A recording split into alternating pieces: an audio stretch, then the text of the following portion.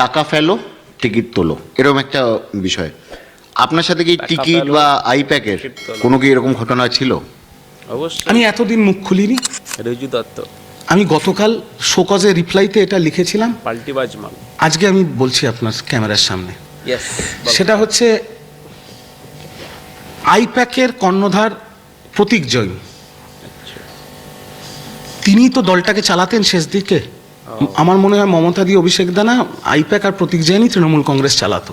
নামে ছিল মমতা দি। তো আমাকে বারংবার ডাকা হয়েছে, ডেকে আমাকে প্রতীক জৈন কনফার্ম করেছে তোমার ডেবরা পশ্চিম মেদিনীপুরের টিকিট ফাইনাল হয়ে গেছে, বলছি আমি ওপেনলি।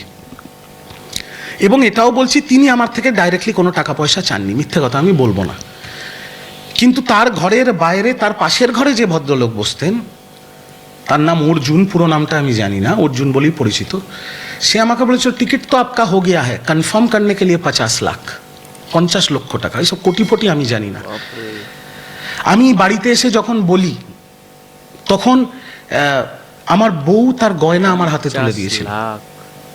সেখানে 50 লাখ ছিল না, 10-15 লাখ হতো হয়তো, কারণ এখন সোনার দাম বেশি। আমি ভেবেছি দিয়ে সেই টাকা দিয়ে টিকিটটা নেব। সকালবেলা আমার বিবেকে লেগেছিল বলে আমি সেই গয়নাটা তা আমার স্ত্রীর হাতে ফেরত দিয়ে দিই। জয় মা দক্ষিণাকালী যে, সেটা আমি করেছিলাম, নইলে এখন তো সর্বকুল যেত। সর্বকুল যেত। এবং তারপরে আমাকে আবার ডেকে বলা হয় যে প্রোটোকল ফলো করতে হবে। এবং আপনার ক্যামেরার সামনে বলছি, ঘাটাল সাংগঠনিক জেলার সভাপতি অজিত মাইতি, তার সভাপতির লেটার হেডে ডেবরা থেকে একটাই নাম পাঠিয়েছিল, সেটা রিজু দত্ত, আর সেটা তিনি নবান্নে তৎকালীন মুখ্যমন্ত্রী মমতা বন্দ্যোপাধ্যায়ের হাতে জমা দিয়েছিলেন। এবং সেই লেটার হেডের ছবি তিনি হোয়াটসঅ্যাপ করেছিলেন অভিষেক বন্দ্যোপাধ্যায় এবং প্রতীক জৈন। 3 বার আমাকে কনফার্ম করা হয়েছে ডেবরা। 3 বার। আমি অন্য কোনো সিট বলছি না, ডেবরা পশ্চিম মেদিনীপুর। কিন্তু আমি টাকা দিতে পারিনি, কারণ আমি তো এই দলে থেকে, আপনারা সারা বাংলায় ঘুরছেন, আমাকে তো নন্দীগ্রামেও পাঠানো হয়েছে, সেটা পরে আসছি। আমি কোথাও থেকে তোলাবাজি তো করিনি, আমি কারুর জমি দখল করিনি। আমি যে বিধানসভায় থাকি কাশীপুর বেলগাছিয়া, খোঁজ নিয়ে নেবেন, ওপেন ক্যামেরার সামনে বলছি, আমি কারুর বাড়ি দখল করিনি, কারুর মা বোনের গায়ে হাত দিইনি, কাউকে ফলস কেস দিয়ে পুলিশ কেস খাওয়াইনি, কাউকে মারধর করিনি। তা আমি তো টাকা কামাতে পারিনি, সেই জন্য দিতে পারিনি।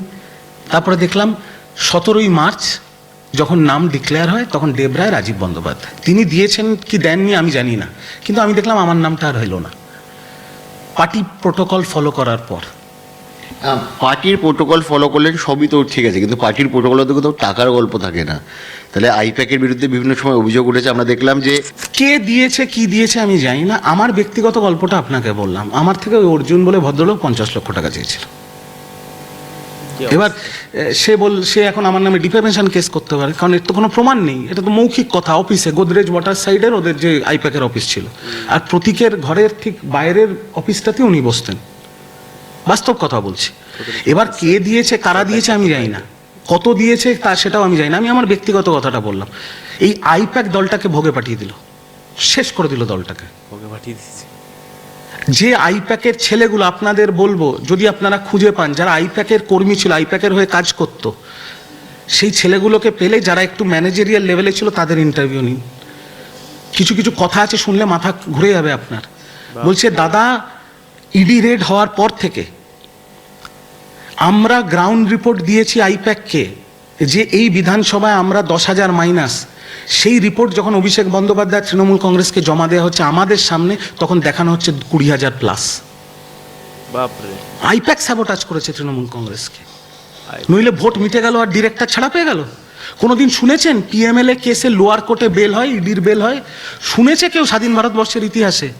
সুদীপ বন্দ্যোপাধ্যায় 6 বারের সাংসদ, তাকে 48 দিন ভবানীপুরে জেল খাটিয়ে দিয়েছিল ইডি। আর দীনেশ চান্ডেলের ভোট মিটে যাওয়ার পরের দিন সকালে বেল হয়ে গেল। এই প্রতীক জৈন তো মমতা বন্দ্যোপাধ্যায়কে মুরগি করেছে।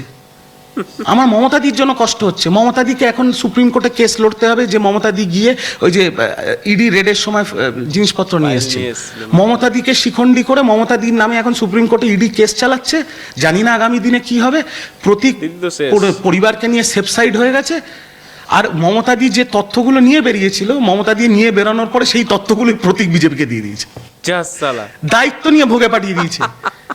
আমার অভিষেক দার বিরুদ্ধে কোনো মন্তব্য নেই, শুধু একটা কথা বলতে চাই, অভিষেক দা কেন নিজের দলের কর্মীদের বিশ্বাস না করে, নিজের দলের যারা লয়ালিস্ট তাদের বিশ্বাস না করে, একটা থার্ড পার্টি এজেন্সি যারা ব্যবসায়ী করতে এসছে, যারা তৃণমূল কংগ্রেসের থেকে টাকা নিয়ে কন্ট্রাক্ট করেছে, তাদের উপর পুরো দলটা ছেড়ে দিল। মানে এমন একটা অবস্থা হয়ে গেছিল দলে, যদি আমি রিজু দত্ত যে নিঃস্বার্থে দল করছি, দলের লয়ালিস্ট, আমি যদি বলি অভিষেক বন্দ্যোপাধ্যায়কে বা দলের কোনো শীর্ষ নেতৃত্বকে, দাদা এ ভালো, এ প্রাণপাত করে দল করছে, আর আইপ্যাক বলল যে না এ ভালো না, কারণ অন্য থেকে হয়তো টাকা নিয়ে নিয়েছে, তাহলে ওর নামটা তো কাটা যাবেই, উল্টে আমি কেস খেয়ে যাবো। কি অবস্থা! গতকাল কল্যাণদাও বলেছেন বিস্তারিত, দায়িত্ব নিয়ে শেষ করে দিল এই দলটাকে, দায়িত্ব নিয়ে। কিন্তু এর মধ্যে ওরা তো বাইরের এজেন্সি, ওরা তো টাকা কামাতেই এসছিল। যেহেতু বিজেপি, আমরা এই যে আরেকটা কথা বলি, আমরা যে বলেছিলাম যে আইপ্যাকের সাথে তৃণমূল কংগ্রেস কাজ করছে, আমরা বলেছিলাম না আইপ্যাকের সাথে তৃণমূল কংগ্রেস কাজ করছে, বলেছিলাম। আমি এখন বলছি পুরোপুরি মিথ্যা কথা বলেছিলাম। আইপ্যাক দোকান বন্ধ করে দিয়েছিল। আইপ্যাক যখন ওদের সেক্টর 5-এর অফিস তুলে নিল, আইপ্যাকের কোনো ছেলে কাজ করছিল না। যে কটা ছেলে কাজ করছিল তৃণমূলের হয়ে, সেটা মমতা ব্যানার্জিকে দেখে, মমতা ব্যানার্জির প্রতি তাদের ভালোবাসায় তারা ব্যক্তিগত স্তরে কাজ করছিল, জীবনের ঝুঁকি নিয়ে। আইপ্যাক দোকান বন্ধ করে দিয়েছিল, কারণ ওদের কেস মিটে গেছে, ওরা ওদের সব কিছু বিজেপিকে দিয়ে দিয়েছে, মমতা ব্যানার্জিকে শিখণ্ডী করে মমতা ব্যানার্জির নামে সুপ্রিম কোর্টে কেস করিয়ে দিয়েছে, দলটাকে ভোগের খাতায় পাঠিয়ে দিয়েছে, নিজেরা সাইড হয়ে গেল। কিছুদিন চুপচাপ থাকবে, আবার দেখবেন অন্য কোনো দলের থেকে টাকা নিয়ে কাজ করবে। কি অবস্থা! আমরা বাধ্য হয়েছিলাম দলের মনোবল বজায় রাখার জন্য এটা বলতে যে আইপ্যাক কাজ করছে, আইপ্যাক কাজ করছিল না, আইপ্যাক বন্ধ করে দিয়েছিল 10 দিন ভোটের আগে। মানে তার মানে যে একটা নোটিশ যেটা বেরিয়েছিল যে আইপ্যাকে তালা, সেই কথা সত্যি ছিল? মানে তার নিয়ে তো এআইটিসি থেকেও পোস্ট করা হয়েছিল যে আইপ্যাক চলছে। আমরা করতে বাধ্য হয়েছিলাম, আমি তো মুখপাত্র হয়ে বলেছিলাম, বিভিন্ন ন্যাশনাল চ্যানেলে গিয়ে, আপনাদের ন্যাশনাল চ্যানেলে গিয়েও বলেছিলাম, এগুলো মিথ্যে কথা। কি করব, কি করব? পার্টির লোকেদের, পার্টির ছেলেদের বলবো আইপ্যাক সাইড হয়ে গেছে? যে আইপ্যাক দল চালাতো, তাহলে তো ভোটের আগেই খেলা শেষ হয়ে যেত। এখনো কিন্তু তৃণমূল কংগ্রেস 41% মানুষের ভোট পেয়েছে, তৃণমূলের বিজেপির মধ্যে ফারাক মাত্র 32 লাখের।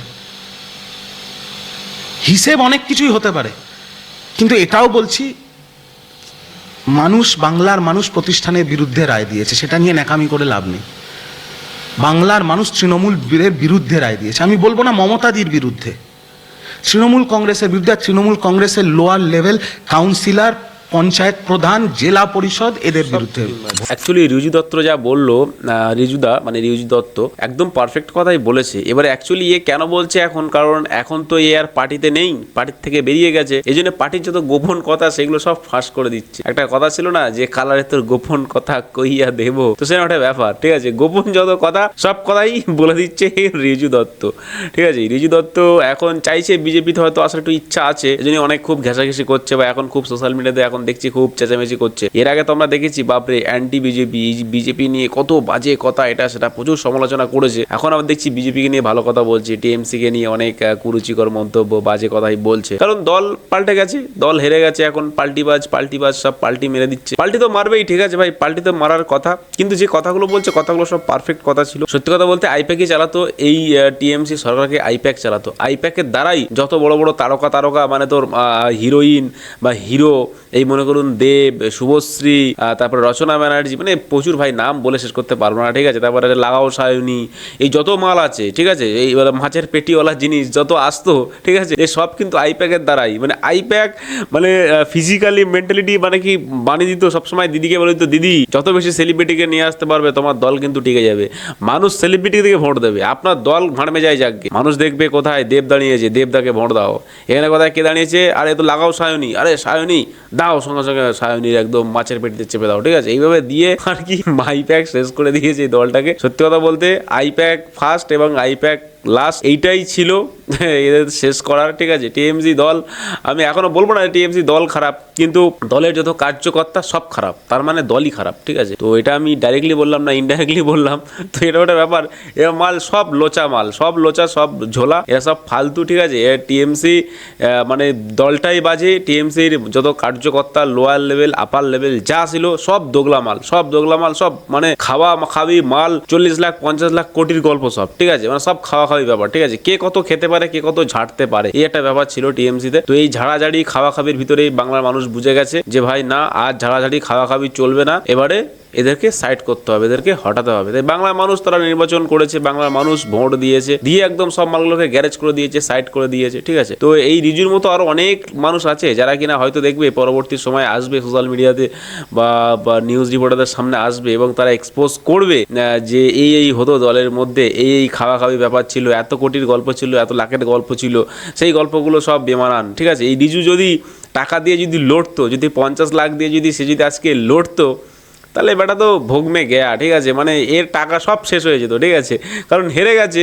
আর বউয়ের সোনা গয়না যা বিক্রি করতো বা জমি জায়গা যা বিক্রি করতো করে 50 লাখ জোগাড় করতো, করার পরে পার্টিতে লাগানোর পরে সে হেরেই যেত। এমনি তো হেরে গেছে ভাই, হেরে তো যাবে, এটা এটা এটা আমরা জানতাম, ঠিক আছে। আমরা সাধারণ মানুষ আমরা জানতাম যে হারবে এই টিএমসি, কিন্তু যারা উপর পোস্টে আছে বা এদের লেভেলে যারা আছে তারা কোনোদিন ভাবেনি যে টিএমসি হারবে, হারতেই পারে, আমরা দাদাগিরি করে চালিয়ে যাবো। বাংলা মানুষ তো দাদাগিরি দেখবে না, ঠিক আছে। বাংলা মানুষ ভালো কাজ দেখবে, ভালো সহনশীলতা মানুষ দেখবে, ভালো মনের পরিচয় দিতে হবে, তবেই তোমাকে নেতৃত্ব করে রাখবে।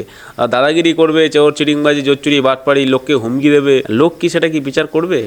আমরা আছি কিসের জন্য? সোশ্যাল মিডিয়া যত ইনফ্লুয়েন্সার আছে, আমরা তো ভাই বিনা পয়সায় কাজ করি, ঠিক আছে। হ্যাঁ, আমরা একটু অ্যাডস রেভিনিউ থেকে কিছু পাই, আমরা তো ভাই বিনা পয়সায় কাজ করি, কিন্তু আর অন্য কেউ বিনা পয়সায় কাজ করবে না, ঠিক আছে। যারা বিশেষ করে টিএমসির কাজ করেছিল সবাই কিন্তু ভাই ভালো টাকা নিয়ে, ভালো মানে নিয়েই কিন্তু কাজ করেছে, ঠিক আছে। কিন্তু আমরা ভাই বিনা পয়সায় কাজ করার জন্য সবসময় রেডি, কারণ আমরা যেটা সত্য, যেটা অবশ্যই যেটা সংবিধান যা বলে সেটা নিয়েই কিন্তু আমরা কাজ করব।